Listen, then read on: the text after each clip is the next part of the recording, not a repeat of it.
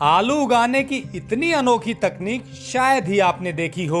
ना बिजाई की जरूरत, ना खरपतवार हटाने की जरूरत और ना ही खुदाई की जरूरत, और टेस्ट ऐसा कि आपका खाते खाते मन नहीं भरेगा। इस अनोखी तकनीक से आलू उगाए हैं ऑर्गेनिक खेती करने वाले जुनूनी किसान फूल कुमार ने।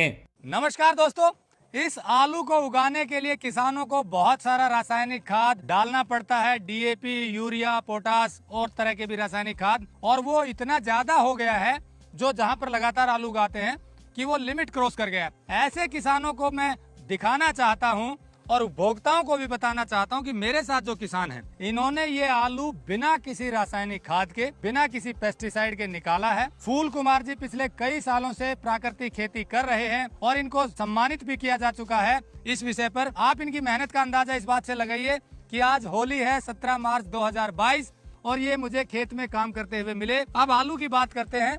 ये आलू इन्होंने बड़ी अनोखी विधि से लगाया। क्या विधि है, बिना किसी रासायनिक खाद के कैसे उगा रहे हैं वो देखिए। विधि बड़ी इंटरेस्टिंग है, दूसरे किसानों को और उपभोक्ताओं को मजा आएगा देखने में, क्योंकि आलू को जनरली ट्रैक्टर के पीछे मशीन जोड़कर उसमें बिजाई की जाती है और वो काफी महंगा भी होता है और ऊपर से रासायनिक खाद काफी डालनी पड़ती है। लेकिन इनका तरीका बड़ा गजब है। ये खेत देखिए, इसमें आपको ऊपर पराली से ढका हुआ खेत नजर आ रहा होगा, पूरी मल्चिंग है, प्राकृतिक मल्चिंग, और इसके नीचे आलू बड़ा इंटरेस्टिंग तरीके से लगाया। चलो देखते हैं।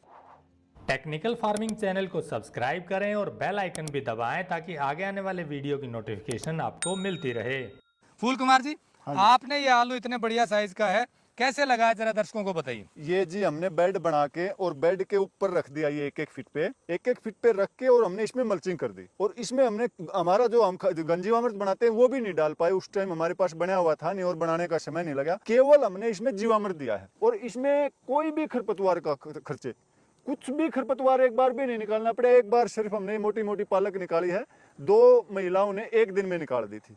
और अभी मैंने आपको भी दिखाया था 550 ग्राम का मतलब एक आलू भी है ये हमारा। देखिए, पहली बात टेक्निक कैसे थी वो आपको प्रैक्टिकल लाइव दिखाएंगे। लेकिन जो बात की, जो आप मल्चिंग देख रहे हैं, इससे बहुत बड़ा फायदा ये हुआ, खरपतवार नहीं हटानी पड़ी क्योंकि उगी ही नहीं। खरपतवार हटाने के लिए पहले किसानों को खरपतवार नाशी डालना पड़ता है, उसके बाद वो बार बार डालना पड़ता है क्योंकि बीच बीच में खरपतवार फिर से उगते हैं। इसका बड़ा नेचुरल इलाज ढूंढ लिया कि ऊपर से पराली ढक दी, नीचे आलू लगाया।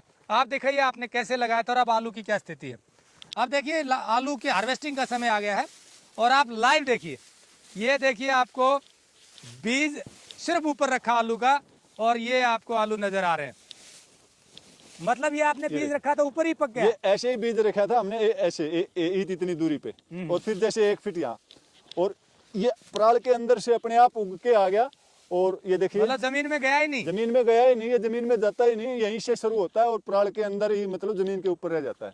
अभी इसको ऐसे हटाएंगे और फिर इसको वापस बिछा देंगे और फिर इसमें तरबूज लगाएंगे आगे। अच्छा, हाँ, ये आगे थोड़ा सा और दिखाइए। देखिए आलू का कितना सफेद रंग है, देखिए, ये देखिए, ये देखो लाइव दिख रहा है आपको। ये इसके अंदर भी अभी और भी बचे हुए हैं। ये पराली की मल्चिंग के नीचे सिर्फ बेड के ऊपर आलू रखा था, बिजाई नहीं की, बिजाई नहीं की, रख के सिर्फ पराल रखी थी। ये देखिए क्या बात है। इसका एक फायदा और है किसानों को, किसी ने थोड़ी जमीन में लगाना है तो किसी, क्योंकि हर गांव में तो मशीन उपलब्ध नहीं है, नहीं मतलब निकालने वाली मशीन भी उपलब्ध नहीं है, तो ये बड़ी समस्या थी किसान के लिए। इसमें किसान है ना, 1 लाइन लगाना चाहे तो 1 लाइन लगा सकता है, 10 लाइन लगाना चाहे तो 10 लगा सकता है, 1 एकड़ में लगाना चाहे तो 1 एकड़ में लगा सकता है। उसको किसी भी तरह की मशीन की जरूरत नहीं है, न बुआई के लिए न निकलवाई के लिए, और फिर आगे तो उसकी सारी समस्या खत्म ही हो जाती है। समझो मतलब खरपतवार निकालने की है या मतलब और ज्यादा मेहनत, इसमें बिल्कुल आराम से जिस दिन आप निकालना चाहें, जितना निकालना चाहें उतना निकाल सकते हैं। ऐसा भी जरूरी नहीं है कि आपको आज ही निकाल के आज ही कट्टे में भरना है। मशीन जैसे निकाल देती है तो वो जमीन के ऊपर नहीं रहना चाहिए। वो रात को अगर ओस और धूप निकलेगी तो वो खराब हो जाता है, वो तुरंत उठाना पड़ता है। इसमें आप 2 बेड निकालिए रोज, 1 निकालिए या 5 निकालिए, जितना मर्जी आप निकालेंगे उतना आपको किसान, हर किसान, छोटे किसान के लिए भी ये बहुत आसान विधि है। और ये जितना हमने ये पराल डाली थी, ये एक दिन गल के हमारे पूरे खेत में मिल जाएगी और हमारे खाद का काम भी करेगी। तो कितनी उम्मीद है 1 एकड़ में आपको? 1 एकड़ में मेरे को लगता है 150 कट्टा तो इसमें कम से कम निकल जाएगा। 150 कट्टा? हाँ, अभी हमने आधा भी नहीं निकाला है और हमारा 75 से प्लस हो गया है कट्टा, तो मेरे को उम्मीद है कि ये 150 कट्टा आराम से निकल जाएगा। और इसकी वो देखिए, आप रंग देखिए, इसको हम जब सही से पानी से धो देते हैं ना, तो आप ये नहीं बता सकते कि मतलब ये आलू छिला हुआ है कि मतलब बिना छिला हुआ है। बिल्कुल एकदम इतना सफेद हो जाता है जैसे ये छिला हुआ है। तो दोस्तों जैसे आप बताया बिल्कुल नेचुरल तरीके से इन्होंने एक अलग विधि अपनाई और यहाँ पर आलू जो है जमीन के ऊपर ही उगा दिया मल्चिंग के माध्यम से।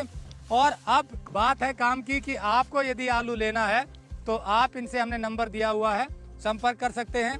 आपको अगर होलसेल में कोई ट्रेडर है वो भी ले सकता है ताकि उपभोक्ताओं के बीच की तक पहुंचा पाए, क्योंकि थोड़े को पहुंचाना मुश्किल है, लेकिन आप यहाँ इनके खेत में आकर जरूर ले सकते हैं। ये वीडियो निःशुल्क है ऐसे किसानों की सीधी प्रमोशन के लिए जो अच्छा काम कर रहे हैं, ताकि आपको शुद्ध चीजें मिले और किसान जो मेहनत कर रहे हैं उनकी सीधी मार्केटिंग हो।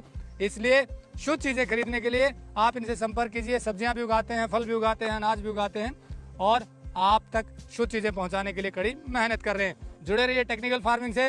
नमस्कार, जय हिंद। अगर आपको यह वीडियो पसंद आया है तो ज्यादा से ज्यादा लाइक और शेयर जरूर करें। साथ ही चैनल को सब्सक्राइब करना ना भूलें।